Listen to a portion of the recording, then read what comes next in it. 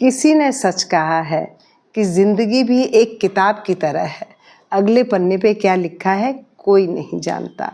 Friends, मैं मंजू शर्मा, आपकी story teller, और मेरी ये कहानी आपके दिल में थोड़ी सी जगह बना पाए तो लाइक और अपनों के साथ शेयर कीजिएगा और सब्सक्राइब करना बिल्कुल ना भूलें। एक बार एक साधु महात्मा थे। वो पानी में उछल कूद करते हुए जा रहे थे। बारिश हो रही थी तो जाते जाते उनकी नज़र एक हलवाई की दुकान पे पड़ी। उन्होंने देखा कि गरम गरम जलेबी और दूध बन रहा है तो वहाँ खड़े हो गए। उनके पास पैसे थे नहीं तो हलवाई जो था वो भी नेक आदमी था। उसने फिर उन्हें एक कटोरे में जलेबी और एक कटोरे में दूध दे दिया और वो आराम से खाया और भगवान का शुक्रिया अदा करके चल पड़ा। आगे चला तो फिर वही पानी में उछल कूद करके जाने लगा तो उसके पीछे एक नव दंपति आ रहे थे। उसे नहीं पता था और उसके छींटे उड़ करके उसके पत्नी पे गिरे तो उस युवान को बहुत बुरा लगा, उसके पति को। उसने जा कर के और पकड़ लिया साधु बाबा को और कहा, दिखाई नहीं देता ये क्या किया तुमने? साधु बाबा कुछ नहीं बोले तो उसे और बुरा लगा तो उसने एक थप्पड़ मारा उसको। साधु बाबा कीचड़ में गिर गए तो उस आदमी को तसल्ली हो गई और वो चला गया।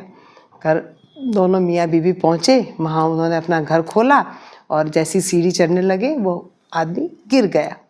नीचे गिरा तो उसके सिर से खून बह रहा था। उसकी पत्नी ने लोगों को इकट्ठा किया, शोर मचाया और सब आ गए तो देखा तब तक वो आदमी मर चुका था। सब उस साधु बाबा को कोसने लगे। तब तक साधु बाबा भी वहाँ पहुँच गए। सब ने कहा, क्या बाबा आप भगवान का नाम लेते हो? क्या आप में इतना भी धैर्य नहीं कि आपने एक इंसान को श्राप दे दिया और वो मर गया? उसने बोला, भाई मैंने कोई श्राप नहीं दिया इसे। तो बोले, कैसे मर गया? कोई ऐसे सीढ़ियों से गिर के मरता है क्या? बोले, नहीं मैंने कोई श्राप नहीं दिया। अच्छा एक बात बताओ, जो मेरे साथ हुआ है वो किसी ने देखा है? तो एक आदमी ने कहा, हाँ मैंने देखा है सब कुछ। तो बोले, एक बात बताओ, जो मुझसे कीचड़ उछला क्या उस आदमी पे गिरा था? बोले, नहीं उसकी पत्नी पे गिरा था। वो अपने पत्नी से प्यार करता है तो उससे गुस्सा आया इसलिए उसने मारा आपको। तो बोले, इसी तरह मुझसे भी तो कोई प्यार करता होगा कि उसको सहन नहीं हुआ कि मुझे कोई मारे और इसीलिए ये सब हुआ हो। तो एक परमात्मा की लाठी ऐसी है कि जो आवाज़ नहीं करती, दिखाई नहीं देती, परंतु जब पड़ती है तो बहुत दर्द देती है। उस लाठी से बड़े राजा भी डरते हैं। तो फ्रेंड्स, इस कहानी से हमें यही सीख मिलती है कि हमें उस लाठी के डर से अच्छे कर्म करने चाहिए, क्योंकि हमें अपने कर्मों का हिसाब यहीं देना है।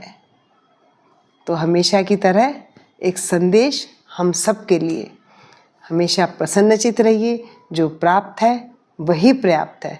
जिसका मन मस्त है उसके पास मस्त है। जय श्री राधे कृष्ण।